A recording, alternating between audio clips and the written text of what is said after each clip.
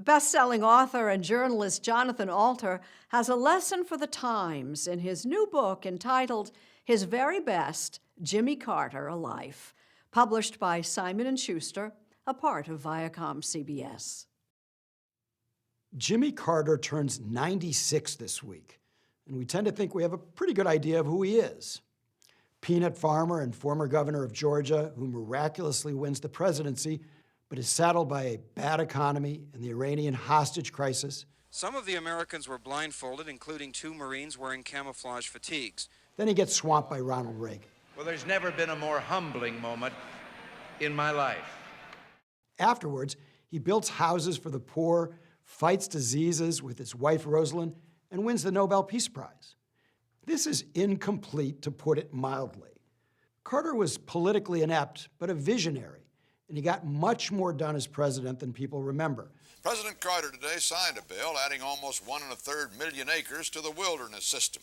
Especially on the environment. He even planned to tackle climate change in the early 1980s had he been reelected. But Jimmy Carter had an early chapter of his life he's not proud of, something we can all learn from in this time of racial reckoning.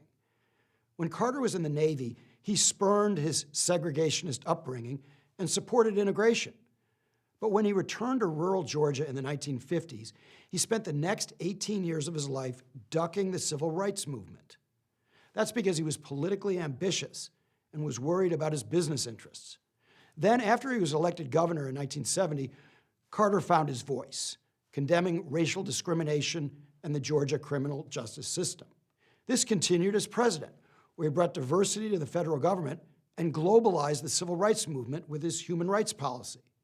Carter has essentially spent the second half of his life making up for what he did or actually didn't do in the first half. Look, we can't all be Jimmy Carter in what we do for humanity, but as we think how to do more in the struggle for racial justice, let's keep in mind that while it might be too late for today's victims, it's not for tomorrow's. Let's move from silence to commitment on one of the great moral challenges of our time.